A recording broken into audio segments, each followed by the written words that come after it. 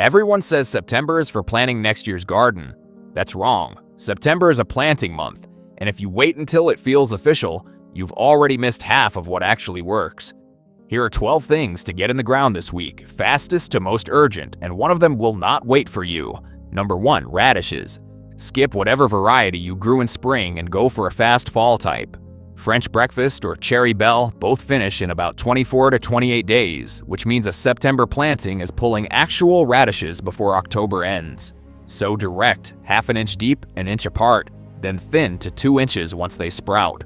Fall radishes come out milder and crisper than anything grown in summer heat because the cooler soil keeps them from turning sharp and pithy. Number 2. Spinach.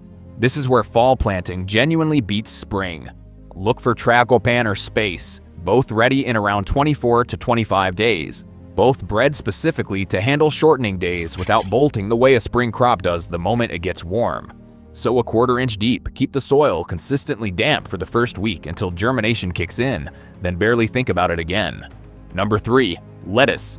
Leaf types outperform head lettuce here, so go with something like black-seeded Simpson or a salad bowl variety, both around 30 to 45 days to a full head, though you can start cutting baby leaves in as little as 3 weeks.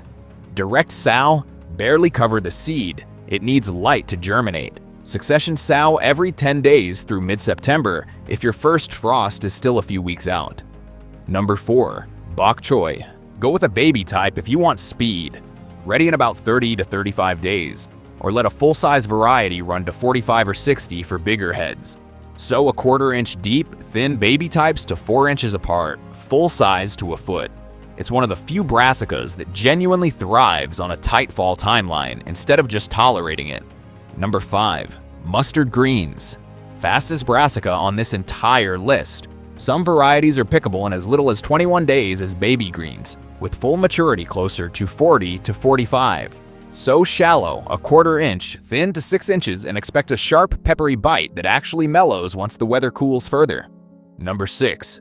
Broccoli rabe. Not broccoli, and don't treat it like one. Rapini matures in 40 to 60 days, harvested for its leaves, buds, and stems together before the buds fully open.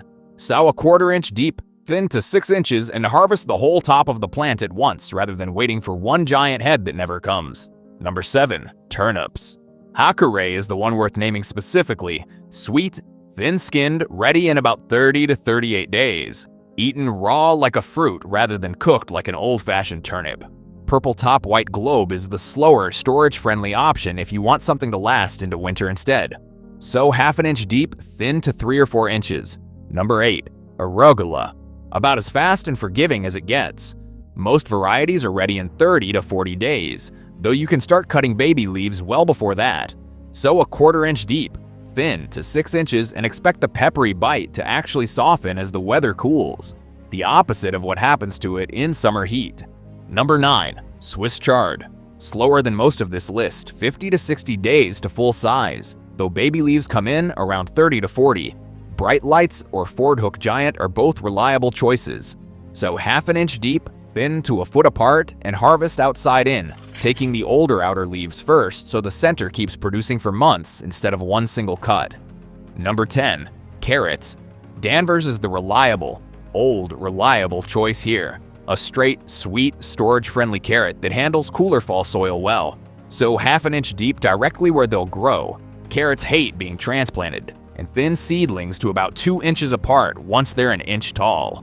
The real reason to plant carrots now isn't speed, it's timing them to hit their first frost while they're still in the ground, because that's when the plant converts stored starch into sugar to protect itself from freezing, and the carrot you pull in November will taste noticeably sweeter than the one you pulled in September.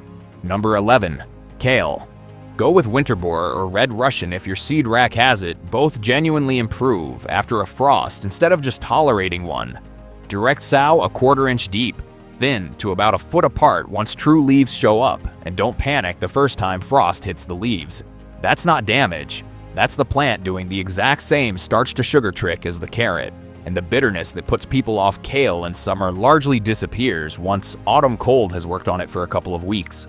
Number 12. Garlic. And this is the one that doesn't wait. Everything above forgives you by a week or two either way. Garlic doesn't.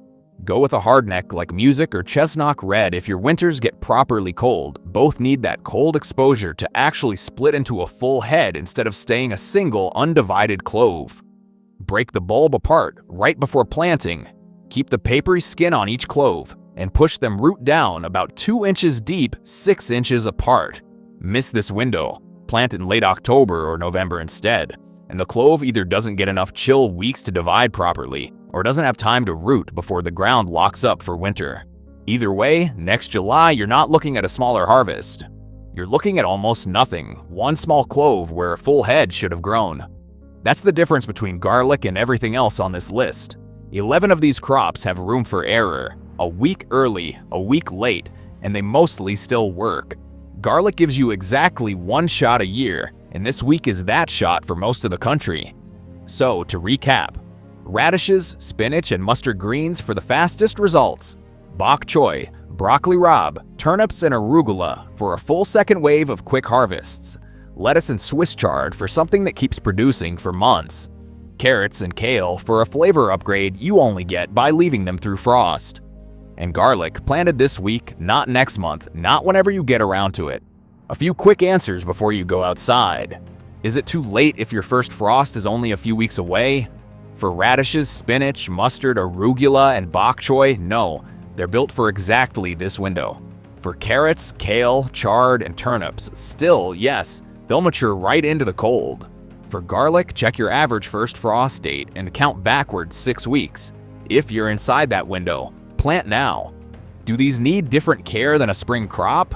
Less actually. Cooler air means less watering, fewer pest problems, and none of the bolting spring plantings are prone to. What if you only have room for 2 or 3 of these? Prioritize garlic first because it's the only one with a hard deadline. Then whichever fast greens fit your space, since none of the rest will punish you for starting a week or 2 late. And what actually happens if you skip September entirely and try planting all of this in October instead?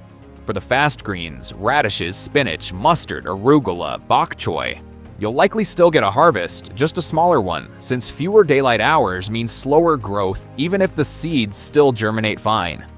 For garlic, October is still workable in most regions, right up until the ground actually freezes, but push into November and you're gambling on whether there's enough time left for roots to establish before winter locks everything down.